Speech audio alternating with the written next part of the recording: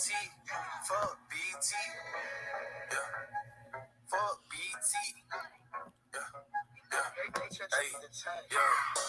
Lick it on up, make it slop big. Okay, look at hot top shit. I just put like 3 in the top 10. I don't need nobody. I just need these CCs on my body. Everything I do, bitch, right or wrong, gon' make a profit. Read about it. I don't even gotta sing about it. I always go with the money that you niggas dream about. She's all on my life. She's all on my side. They don't want it like that. They want me to die. She's all on my life. She's all on my side. They don't want it like that. They want me to die. Don't try me. You better say that shit for somebody else. Don't try me, cause bitch, I can't be late to the party. Yeah, you know we gotta. What's up, everyone? So I was playing a little bit of that Lil Nas X diss track he did on BET. Fuck BET. Fuck BET. The song's actually catchy. The song is called Late to the Party, and he had NBA Youngboy in the track. So we're going to get into that later. So I just want to touch on what all went down at the BET Awards last night. Performances that stood out. All that. So Jasmine Sullivan won for Best Female R&B/Pop Artist. I'm sorry, they should never put her in the pop category. No, you're R&B. So it's not necessary for them to put a slash in the end. No, she's R&B. But I was happy for Jasmine for winning. I love her music. The Weeknd won for Best Male R&B/Pop Artist. He wasn't there. Megan Thee Stallion won for Best Female Hip Hop Artist. Kendrick Lamar won Best Male Hip Hop Artist. Yeah, so and my favorite artist from Nigeria, Tim, she won for Best International Act. Love her music. So, as far as performances go, I thought stood out to me. First of all, I love Lizzo's performance. Like, she always brings it. I love how she represents for the big people and whole body positivity thing. Love her. Love the performance. And then Jack Harlow performed. And I loved Lil Wayne's performance with Jack Harlow.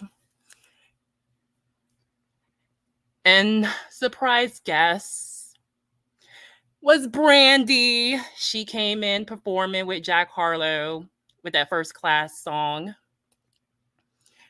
Yeah, because when he was being interviewed, he didn't know who Brandy was. And then she dropped a diss track on him on his own track. So that was cool for him to bring her out and perform with him. Then Kirk Franklin and the Maverick City performed together. And I like when they sing the Melodies from Heaven song. That's a song I used to sing choir back in the days. So yeah. And who else? Lotto, she performed. Brought in Mariah Carey. And in the intro of the song that Lotto was performing, Old Dirty Bastard Son came in and did his father's part. And Mariah Carey came through, did her little whistling, singing she does. She always brings it.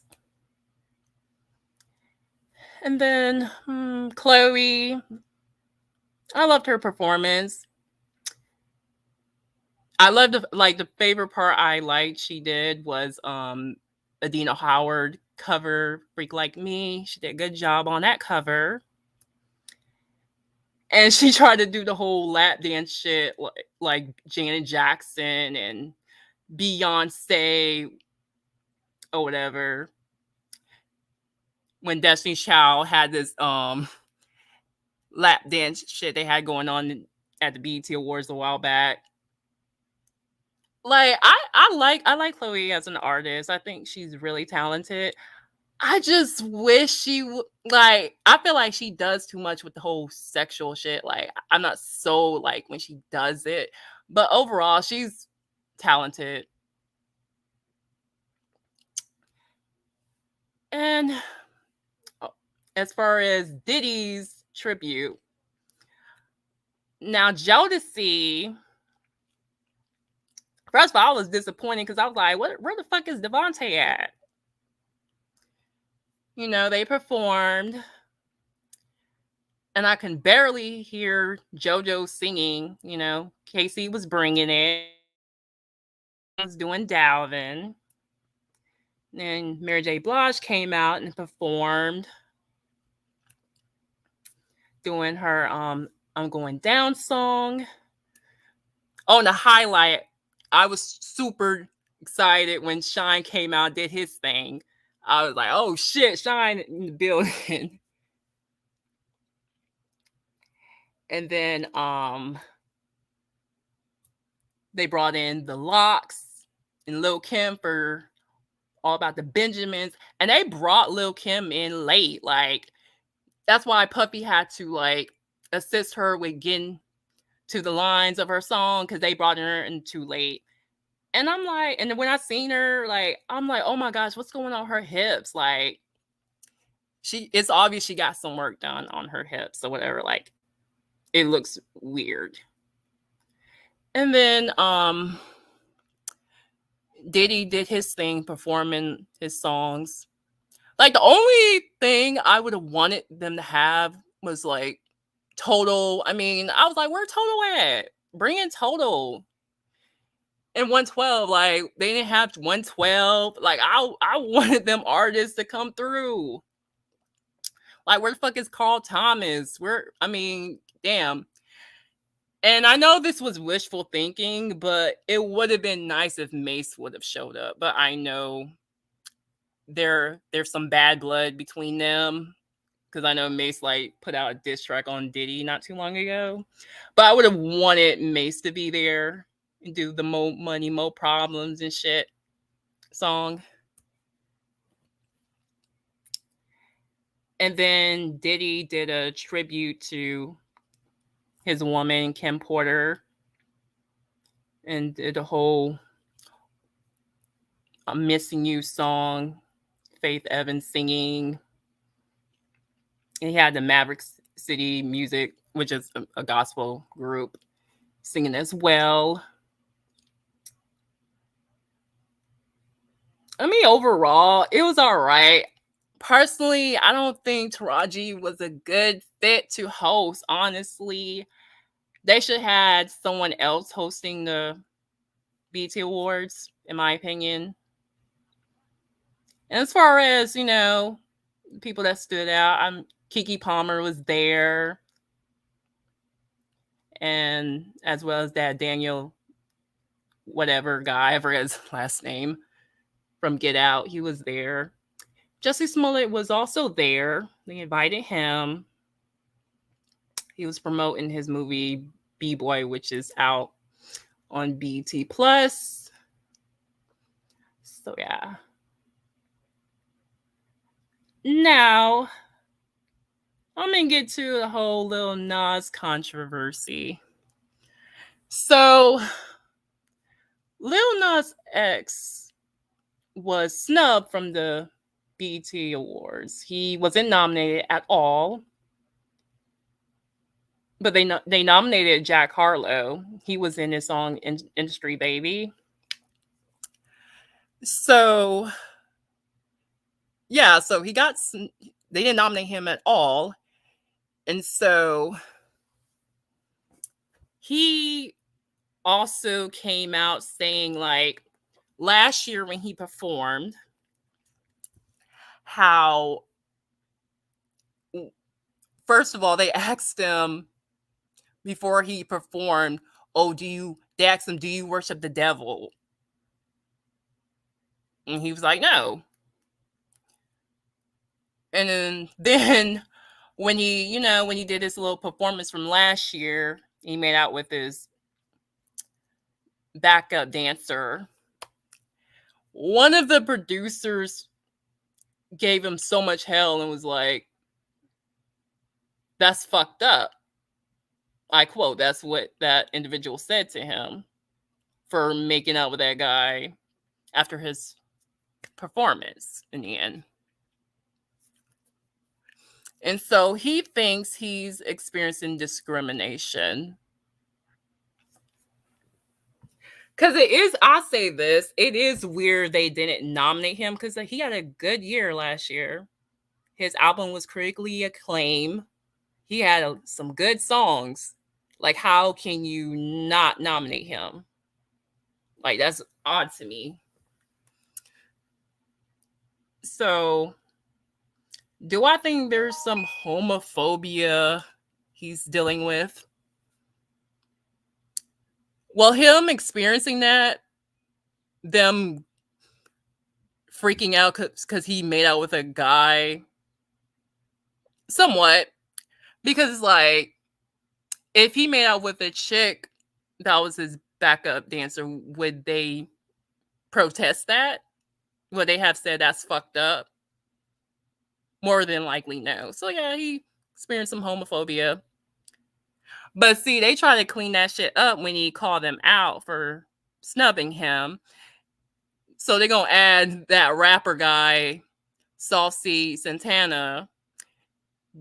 He did the pre-show performance. And then they brought in Billy Porter, and they did like a ballroom theme, whatever, which I enjoyed it.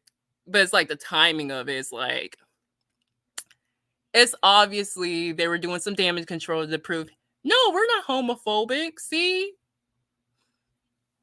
But it's like, come on. It's like you can tell they like did it in the spirit of the moment. But yeah, I don't think Lil Nas X should worry about it. Like, just go to award shows where you're accepted. Because again, BT has a history of doing that. Because I remember like when Pose used to be on, they never acknowledged that show or nominate anyone in any acting category. So yeah. As far as the BT awards go, of this year, it was all right. I'm not gonna say it was great, but it was just like okay. Like certain performances I enjoyed. Oh, and then this guy who performed named Giveon, this R&B singer, he said that BT sabotaged his performance. Is like, no, dude, you just sucked. You just suck. That's it. You're not a good performer. You're not. You can't hit them hot. You can't hit them notes. It is what it is.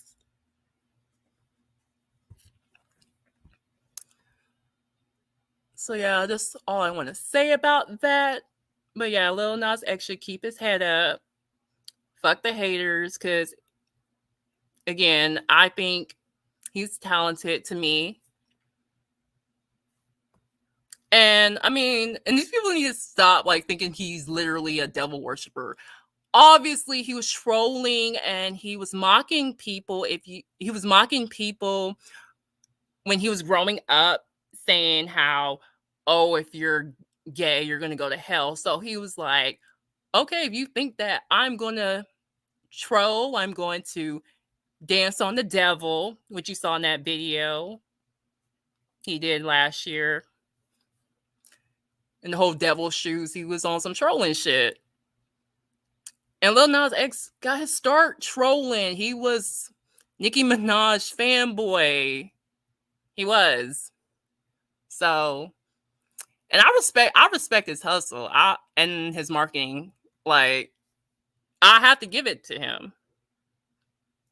He knows how to get people talking. And I like him as an artist. So yeah, just wanted to say that. Peace.